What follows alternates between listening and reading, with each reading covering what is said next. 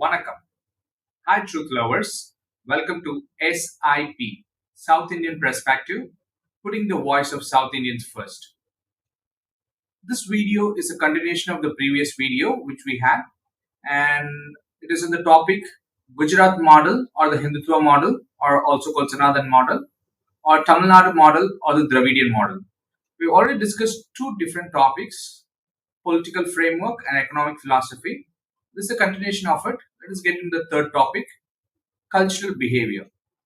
So, the cultural behavior of the Sanadhan model, if you could see, it is pro Aryan culture oriented and protection of Varnasma, upholding those Aryan cultural identity is the prime motto of the Sanadhan model. When it comes to Dravidian model or Tamil model, self respect and knowledge is the prime motto of the Dravidian model. And in other words, it's also called anti Sanadhan model.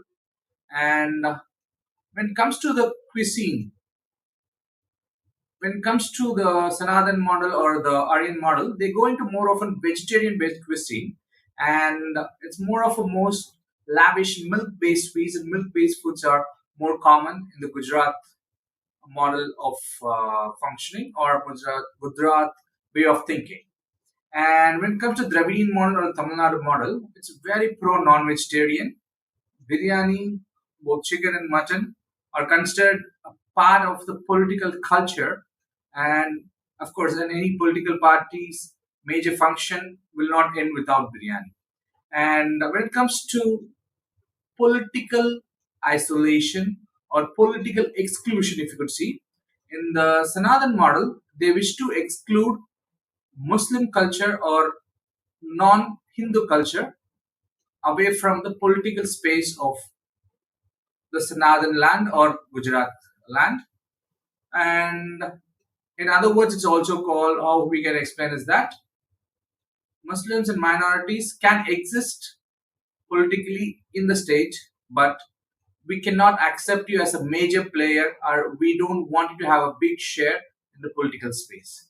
But when it comes to Dravidian model, they try to exclude the Brahminical Aryan culture away from the Tamil Nadu culture or Tamil culture. And in other words, you can have a happy living. People with Aryan mindset or Sanathan mindset can have happily live in the state of Tamil Nadu, and you can flourish, develop, but there is no much space or political space available for you. It will be filled by Tamil cultural identity, or Tamil has basic space in the political scenario in the state of Tamil Nadu or Dravidian model. This is the basic difference when it comes to political culture behavior between the two states or two ideologies. And now let us get to the topic two, that is the history of development and the political ideology or the political framework. And this is when it comes to the, what I could say, the Sanathan model or Gujarat model. The basic ideology, the seeds that was sown was by Savarkar, and he has this idea spread over a magazine or a paper or outlet, you can say, essentials of Hinduism. And this is the seed that he has sown, and it was followed by his one of his follower Golwalkar, who has spread his ideology through letters or papers called Bunch of Thoughts. So these two form the basis on which the Hindutva model has been framed, and this is the ideological framework on which it's been extended later. So when it comes to Dravidian model, Ayodhya Pandita, his ideological thoughts were expressed in a magazine or book called, or a newsletter called One Paisa Tamilan, and he sows the basic seed, and which was later expanded by Periyar, and under the name of Dravida Karagam, which has multiple magazines and newspapers, one of being Vidudalai, on which this idea was propagated and it was expanded to multiple spheres. These are the two different people who sowed the seeds for two entirely different ideas and ideologies.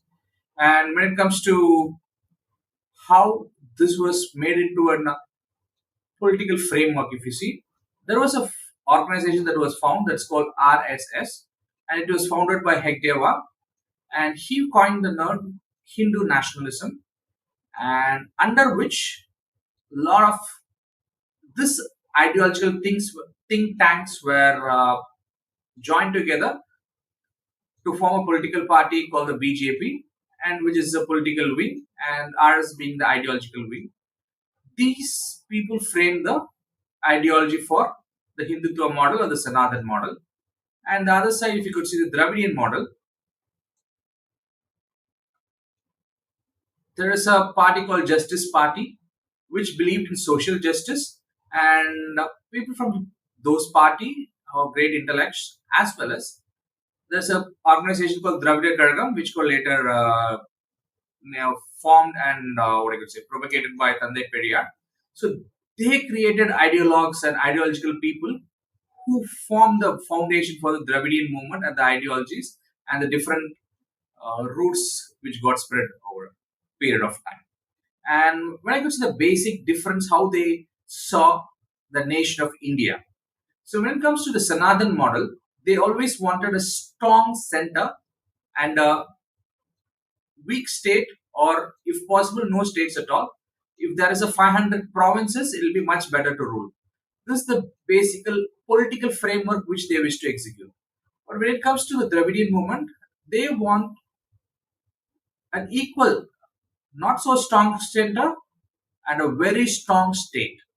And to be so frank, they want to have a federal system. That means states have more autonomy and very basic things. For example, defense, um, external affairs, and nuclear capacities. These to be handled by the center. Rest all should be given to the state so that they could form policies that cater best to the state. This is the basic difference between how they want India to be.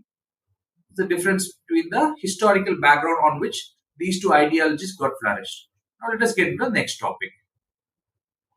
Last but not least, the miscellaneous, the last heading. So if you could see how the major issues or major events are viewed by two different ideologues. If you could see, when it comes to the Aryan model, or the Sanathan model or Hindutva model, they see freebies is not something for common man and poor.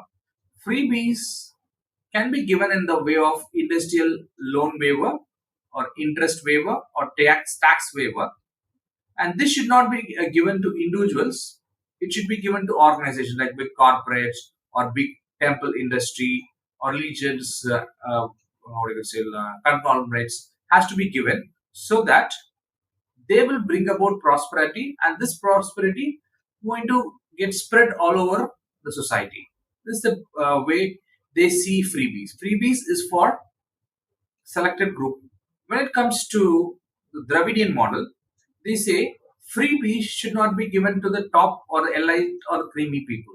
It should be given to the lowest of lowest the society or to the most disadvantaged society. For example, they focus more on free education and education loan waiver, agricultural loan waiver, getting household appliances at a discount price, and giving more encouragement to small scale industries or MSMEs. So these to be encouraged, and there more freebies has to be given.